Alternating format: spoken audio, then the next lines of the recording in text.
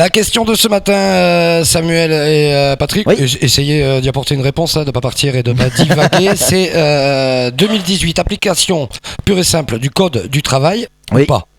On attend 2018 ou on s'y met de suite?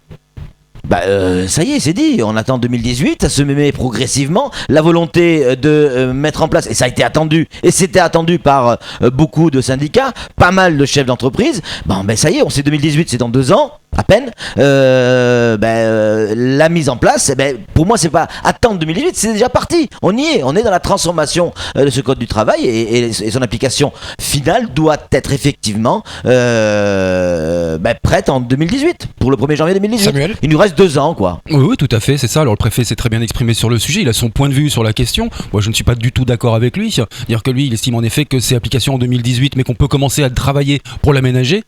En effet, pourquoi ne pas faire l'inverse comme le prétend, le veut en tout cas Salim Naouda, le secrétaire départemental de la CGTMA, c'est-à-dire on applique d'abord et on travaille ensuite dans l'amélioration. C'est pas possible, Samuel. Mais il y en a marre de nous proposer des bagnoles qu'on a sur commande à chaque fois. Mais non, c'est pas ça. On aimerait bien pouvoir conduire et avancer. Les attentes sociales sont tellement importantes. La question à un chef d'entreprise, si on dit à partir de lundi qui arrive, on applique le code du travail comme ça du jour au lendemain, Patrick, ça va être. Non, attendez, je vous explique. Vous n'avez rien appris, vous. Non, mais je vous donne mon sentiment.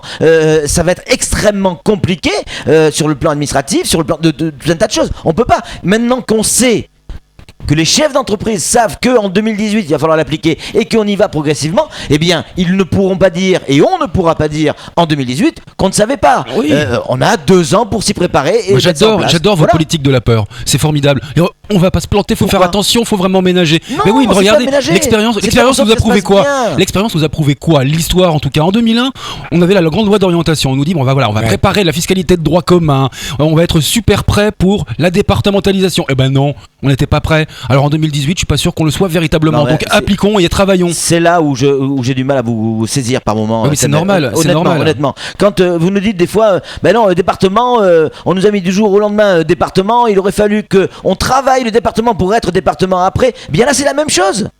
On sait en 2018, application du code du travail, on a 2 ans pour s'y préparer. On a une deadline. On sait, les chefs d'entreprise, les syndicats, la préfecture, la DIECT, tout le monde. Alors là où je pourrais vous rejoindre, Samuel, honnêtement, là je pourrais vous rejoindre. Rejoignez-moi. Oui, mais je vais vous rejoindre sur un point, c'est que le code du travail en France va changer. Oui.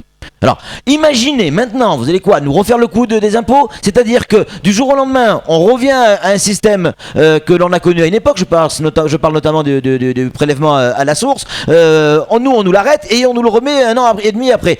Pourquoi est-ce qu'on va appliquer le code du travail aujourd'hui, sachant qu'il va encore changer? On se met en place tranquillement. On a 2 ans pour le faire. On réfléchit, on débat, on s'accroche, on discute de tout. Et en 2018, on est prêt. Ouais, formidable. Voilà. Alors, si on regarde bien le fond de la problématique levée par les syndicats, qui sont déjà bien en colère et bien remontés. Et ils ont raison. Pourquoi veulent-ils et pourquoi est-ce que je veux le code du travail, non pas en 2018 mais maintenant, tout simplement pour effacer ce qui est en train de se passer à l'heure actuelle, c'est-à-dire pouvoir mettre en place la convention collective nationale dans les différentes branches, les différents corps de métier.